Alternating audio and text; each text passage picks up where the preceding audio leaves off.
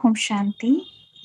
Thank you भाई जी, आपने कई प्रश्नों के उत्तर इस एक प्रश्न में दे दिए, क्योंकि कई लोगों ने, किसी का इंटरव्यू है, किसी की एग्जाम है, कोई जॉब के लिए सर्च कर रहा है, तो उनके भी कुछ एक ऐसे ही क्वेश्चन थे कि उनका इंटरव्यू है और उन्हें बहुत डर लग रहा है। तो शायद आपका ये आंसर एक रॉयल आंसर था जो हर किसी के लिए उपयुक्त है। Thank you.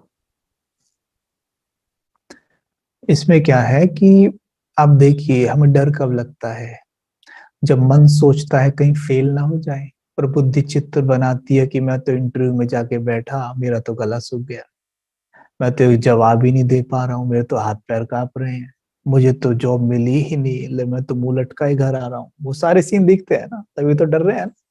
और फिर प्रैक्टिकल में देखा जाए, होता भी कुछ कुछ ऐसा ही है फिर, क्योंकि हम बार बार वो संकल्प करने से सिद्धि, संकल्प से सिद्धि होती है ना, बार बार करने से वो सिद्ध हो जाता है। तो इसका उल्टा भी अगर करेंगे कि मैं वहां जा रहा हूँ, मैं बड़ा खुश हूँ, वो जो इंटरव्यू ले रहे हैं वो भी बहुत अच्छे से मुझसे प्रश्न पूछ रहे हैं, और मैं बड़े आराम से उत्तर दे रहा हूँ, हमारे बीच एक अच्छी दोस्ती जैसी हो जाती है, और मैं बाहर निकलता हूँ, नाचते हुए निकलता हूँ, तो यू विल सी माइंड की प्रोग्रामिंग हो जाएगी। कुछ लोग पता सुनते हुए क्या सोचेंगे, हाँ ऐसे थोड़ी ना जॉब मिल जाएगी, ऐसे कोई नाचने लगे और ऐसे देखने लगेंगे, ऐसे तो होने लग गया तो बस। वो इस नियम को ही कहाँ जानते हैं कि माइंड क्या है, इंटेलेक्ट क्या है। सब कुछ तो एनर्जी से चल रहा है। तुम खुद एक एनर्जी हो, तुम खुद इन आंखों से नहीं दिखाई देते, खुद एक शक्ति हो, ठीक है। और इस शक्ति का जो नेत्र है वो बुद्धि है, और वो बुद्धि की पावर है विजुअलाइज करना, और मन की भाषा ही विजुअलाइजेशन समझना है। तो ये विधि, विधि से सिद्धि है ना, तो विधि तो यही है, तो इसलिए करिए, ठीक है। नेक्स्ट। जी भाई जी। अगला क्वेश्चन आया है कि कई बार छोटी छोटी बातें इतनी हताश करती हैं, निराश करती हैं कि नेगेटिव भी चलता रहता है, साथ ही उनको देख के रोना भी आता है, गुस्सा भी आता है, लेकिन कुछ नहीं कर पाते और खुशी भी गायब हो जाती है। इसके साथ ही एक और फीलिंग पे ही है कि वो बहुत ज्यादा सोचते हैं, फिर चाहे आसपास का कोई बुरा व्यवहार हो, कोई बुरी आदत हो, उनको भी ये प्रभावित करती हैं। तो ये दोनों एक जैसे प्रश्न हैं, इसलिए साथ में ही इनको किया है। कहते हैं समानता समानता को आकर्षित करती है। आप जैसे होते हैं, आपको उसी तरह की चीजें आकर्षित करती है। अगर मन की फ्रीक्वेंसी बहुत डाउन है, तो नेगेटिव चीज मन को बड़ी जल्दी लुभाएगी, और मन की फ्रीक्वेंसी हाई है तो प्योर पावरफुल चीजें मन को लुभाएंगी, मन को अपनी ओर आकर्षित करेंगी, ठीक है।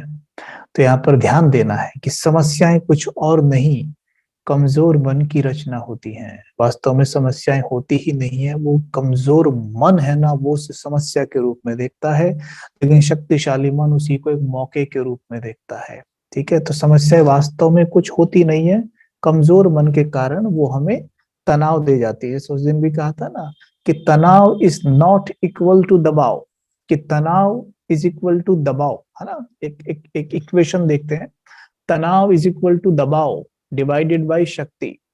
तो शक्ति को हम भूले हुए हैं, तनाव इज इक्वल टू दबाव, मतलब जितना बाहर से दबाव एग्जैक्टली उतना ही तनाव। लेकिन राजयोगा में हमने सीखा है कि मैं खुद एक शक्ति हूं, आत्मा को पावर भी कहते हैं, शक्ति, ठीक है। तो अभी इस इक्वेशन को देखिए, तनाव इज इक्वल टू दबाव लेकिन डिवाइडेड बाई शक्ति। तो शक्ति उसको पूरा डिवाइड कर देगी। हमारे अंदर शक्ति भरी पड़ी है, भरी, पर उसका आह्वान करना पड़ेगा, अभी भरी पड़ी है, ठीक है। हम सब आज आप जिन्हें देख रहे हैं राजयोगा टीचर के रूप में, या जो भी बहन भाई आपको सेवाएं दे रहे हैं, हम सब, जब ये हमने राजयोग सीखा था, ये जो क्वेश्चंस आप सभी पूछ रहे हैं, हम सब इन्हीं चीजों में ही जीते थे। इन सब को हमने बहुत अच्छे से अनुभव किया, क्योंकि हम कोई ऐसा नहीं है पैदा होते ही बचपन से ही हम हमें ये ज्ञान मिल गया या हमने ये कपड़े पहन लिए, नहीं। हम सब इसी जीवन को जीते थे, ऐसा ऐसा भी हुआ है, लेकिन प्रैक्टिकली आज हम जो अनुभव करते हैं वो आपके साथ शेयर कर, कि जब आप अपनी शक्तियों का आह्वान करेंगे, शक्तियां आप भरी पड़ी हैं, आह्वान तो करिए। जैसे रेस्टोरेंट में जाके ऑर्डर करते हो ना कि भाई कॉफी ले आओ तो कॉफी आती है, दूध ले आओ तो दूध आता है ना। बस ठीक बिल्कुल वैसे ही जब कहोगे कि मैं मास्टर सर्वशक्तिमान हूं, मेरे अवचेतन की गहराई में अथाह शक्तियां भरी हुई हैं, मैं मालिक आत्मा आदेश देती हूँ इन शक्तियों को कि हे शक्तियों तुम अपने काम पे लग जाओ। ठीक है, देख रहा हूं मैं, एक पिक्चर बना लीजिए सामने कि मेरे मस्तक से लाल किरणें निकल रही हैं। ठीक है, और जो वो समस्याएं कमजोरी हैं उनको देखिए काले रूप में, काली काली बॉल बना लीजिए उनको, और ये लाल किरणें उन काली बॉल्स को धुएं में उड़ा देती हैं।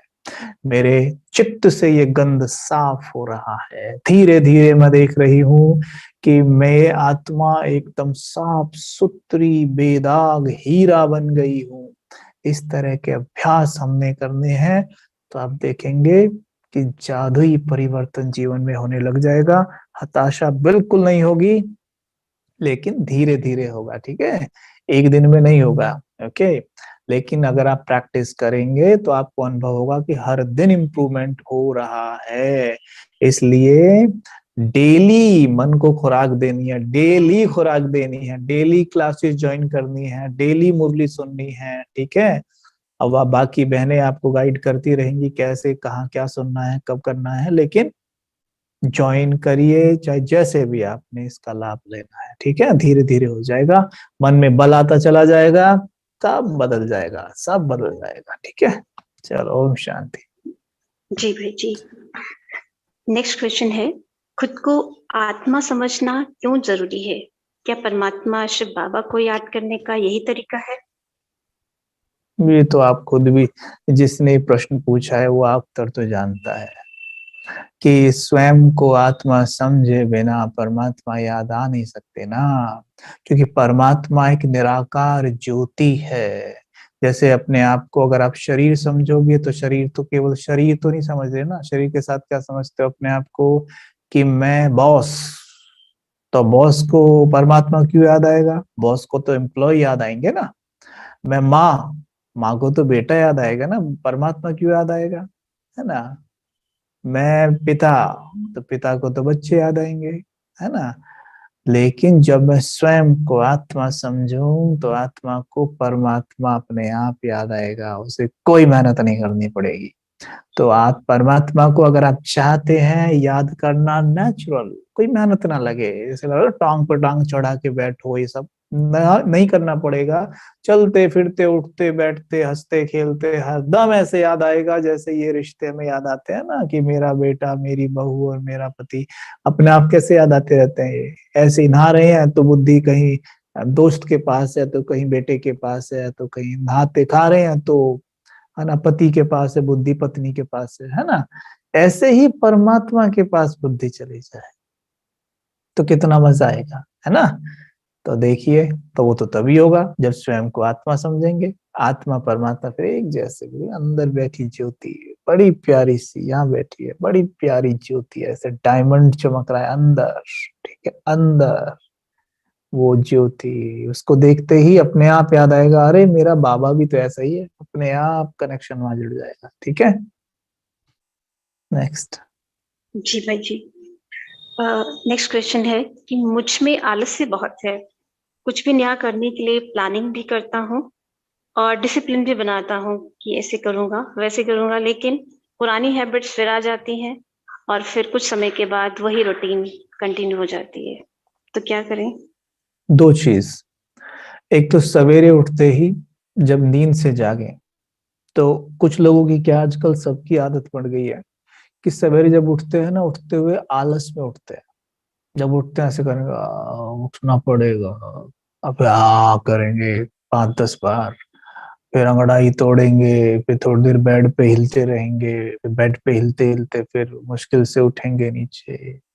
तो इससे क्या होता है कि हमारा सबकॉन्शियस माइंड उस वक्त एक आज्ञाकारी, आज्ञाकारी नौकर कहिए अपना, या एक उपजाऊ जमीन कहिए, पहले भी उदाहरण दे चुका हूं, कि सवेरे उठते ही क्या होता है, अगर हम आलस्य के ऐसे ये ना आलस्य के थॉट ही कहाँ, यहाँ तो अच्छे से करके दिखा रहे हैं मन को, पूरी एक्टिविटी अच्छे से जी के दिखा रहे हैं कि आलसी व्यक्ति कैसा होता है, देख मेरे मन देख, आलसी व्यक्ति कैसा होता है देख, मैं परफेक्ट उदाहरण हूँ उस चीज का, देख। तो वो तो आज्ञाकारी है, वो तो देखता है, तो उसे आदेश के रूप में स्वीकार करता है, जी मालिक आपका यह आदेश है, ठीक है, मैं आपके जीवन को आलस से भर दूंगा। तो सवेरे उठते ही परमात्मा कहते हैं, बच्चे जब आंखें खोले ना, सोलिए जितना सोने हैं, सोलिए। जब आंखें खोले एकदम टप से आंखें खोल के एकदम झटके से बैठा करो, उठ के टपाक से, ठीक है। मतलब एनीवे ऐसा नहीं बैठना, अगर करवट भी बदलनी है तो अलर्ट, एकदम अलर्ट। अब नींद नहीं, ऐसे चाहे करवट बदल के, चाहे ऐसे हाथ रख के थोड़ी देर लेटे हैं 1-2 मिनट, तो वहां भी चिंतन चलता रहे, लेकिन अलर्ट एकदम, फिर बैठिए अलर्ट। क्योंकि ध्यान रखना, अगर उस वक्त आलस्य इतना भी रहा तो आलस्य मल्टीफोल्ड, क्योंकि मन के बैंक में गया ना वो, तो चक्रवर्ती ब्याज के साथ लौटेगा, बहुत सारा आलस हो जाएगा। इसलिए मुस्कुराइए, एनर्जी के साथ परमात्मा को गुड मॉर्निंग बोलिए एकदम, और उनके गले लग जाइए, बहुत मतलब एकदम एनर्जी के साथ उठना है। अब देखेंगे आलस तो ऐसे चला जाएगा। और दूसरा, लक्ष्य। जीवन जब लक्ष्यहीन होता है ना, उसमें कोई लक्ष्य नहीं होता, तो आलस वाला जीवन हो जाता है, क्योंकि शक्तियों को कोई वो तो मिल ही नहीं रहा। अब आप यहाँ से बाहर निकले, घर से बाहर निकले, मानो आपको कहीं कुछ पता ही नहीं कहाँ जाना है, बस निकल लिए, सड़क पे चल दिए, तो आपकी उस वक्त देखना मूवमेंट भी कैसी होगी चलने की, ऐसे धीरे धीरे धीरे धीरे धीरे, क्यों, पता ही नहीं कहाँ जाना है। तो कोई आपको देख के कहेगा उस वक्त, अरे बड़ा आलसी व्यक्ति है। लेकिन मानिए घर से बाहर निकले, लक्ष्य दिल्ली जाना है, तो चलिए जल्दी चलेंगे, दिल्ली दिल्ली जाना, दिल्ली जाना है ना। तो ये होता है, बस लक्ष्य है तो लक्षण तो अपने आप आ जाएंगे। लक्ष्य बनाइए अपना, माँ, ठीक है। ओम शांति। जी भाई जी, बहुत सुंदर।